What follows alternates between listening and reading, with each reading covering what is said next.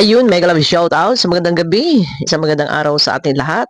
Hindi raw pupunta si Beyonce sa birthday ni Kalingap Edo, pwede ba 'yun? Guys, pwede ba 'yun? Kung hindi siya attend, eh, di na ba siya, 'di ba? Wait, kung hindi siya attend di dinurog siya ng mga basher, alam niyo naman. At, yung iba ngang mga angels, pagka may mga event, may mga celebration, umattend na at lahat ay binabas pa din. Eh, isang leading man, ang kanyang leading man birthday, tapos mawawala siya. Eh, siyempre, nag-expect yung mga viewers, kailangan nandun ka. So, anong saysay, anong ganap ang mangyayari sa birthday?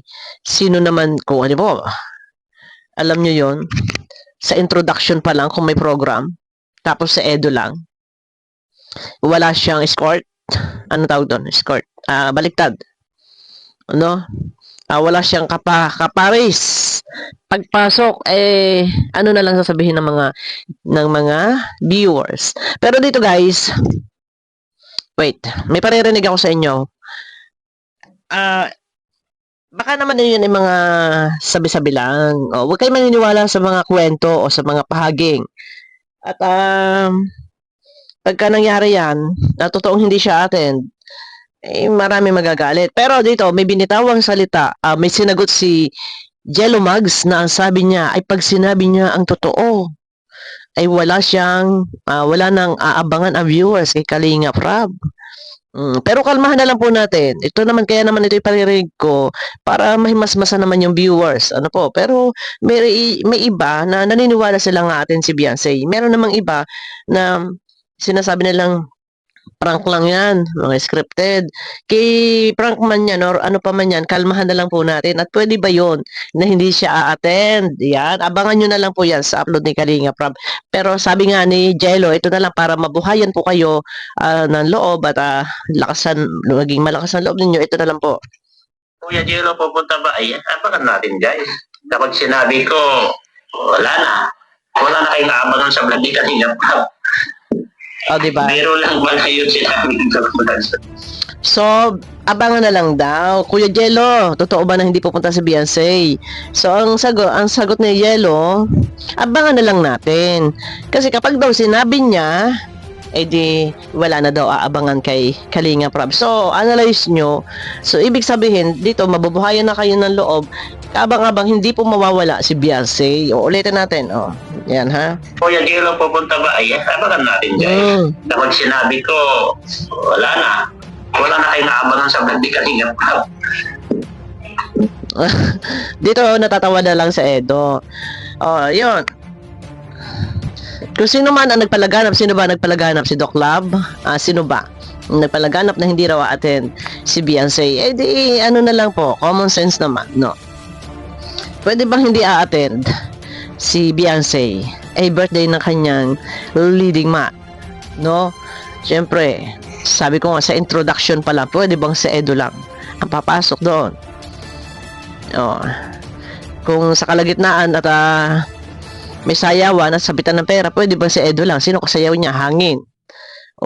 Alam kong pag ito hindi umaten, mababas ang viewers, magagalit ang mga supporters nila. At yun nga, mawawala siya sa eksena, siya yung pinakang ikang special dyan na inaasahan at aabangan. Pwede ba yun? Diba? Sa yung isa sa kaabang-abangan, maliban kay Edo, silang dalawa, nga naman sa kabila ng lahat-lahat, ngayon ka pa mawawala kung kailan yung special day ni Edo. Yun lang, kalmahan lang po natin. At hindi, pwede pa yun, hindi pwede yun. Ano naman gagawin ni Beyonce? Gabi naman, gaganapin. Kahit ano ba ngayon, Friday, Saturday, bukas, mamaya, di ba? Ngayon Friday. Di wala naman ng pasok. Kaya kalmahan na lang. Tsaka hindi nga pwede yun. Wala kang time kay Edo, bigyan mo ng time kasi minsan lang sa isang taon mag-birthday sa Edo. Pero nandyan yan. Sasabihin naman nako si Bopil, sinabi na nga totoo. Ito lang, total naman kahit naman po, sabihin man natin at hindi, alam kong ang viewers naman talaga ay mag-aabang naman talaga dyan. Talaga mag-aabang po sa ganap ng birthday ni Edo. Yun. Oh, ano na, okay na. So, abangan ninyo at kung ano ang ganap, ano ang damit ni Beyonce. Malamang sexy na naman si Beyonce dito. May ibabaw na naman. Oh, di ba? At saka tingnan niyo, panoorin niyo kay Kuya Bal. Yung mga flower bouquet na may kasamang stop toys, mag-asawang stop toys. Oh, alam niyo na 'yan. Hindi pa pwede yung mawawala. Oh, 'di ba? Minsan lang mag-birthday sa Edo, mawawala ka pa. Eh, yun ngang iba, oh, matanda. Oh, 'di ba? Ay, nabas pa. Ngayon pa kaya kung hindi atin si Beyonce, mababas siya. Oh, 'di ba? Siyempre, pwede ba niyang iwan, hayaan mag-celebrate sa Edo mag-isa? Ika nga, sa hirap at ginhawa, magkasama. Walang iwanan. Lalo pat special day ni Edo. O, di ba? Yun lang. Abangan po natin. At nandyan, abangan natin yung susuot ni Beyonce. Kung gaano na naman kaganda si Beyonce. Umiibabaw na naman ang kanyang beauty. O, di ba? Ayun na.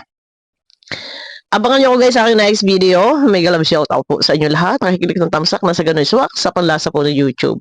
Ayan, bye-bye na po. Happy birthday pala kay Edo. Ayan, ako, nagtatapos ang ating video. Happy birthday kay Edo. At sa iba pang nagse-celebrate ng birthday, happy birthday po. Happy birthday to you.